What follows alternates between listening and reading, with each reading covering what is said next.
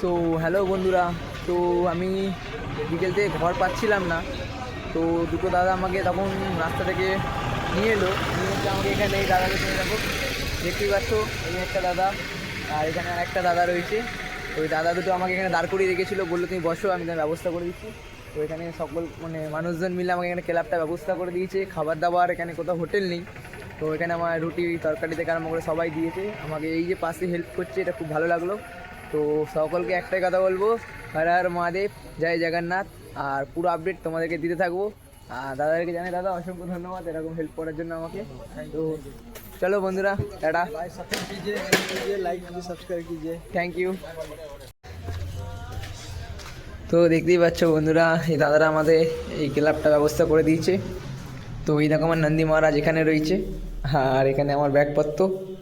তো দেখতেই পাচ্ছ দাদারা এতটা ভালোবাসা দিয়েছে আমাকে, এখানে থাকার ব্যবস্থা করে দিয়েছে। তো দাদাদের বা এখানে সকল মানুষকে জানাই অসংখ্য অসংখ্য ধন্যবাদ। আর আর নেক্সট যাত্রা আবার কালকে সকালে শুরু হচ্ছে আমার, অবশ্যই আপডেট দেবো, সাথে থেকো। চলো, আর আর মহাদেব, জয় জগন্নাথ।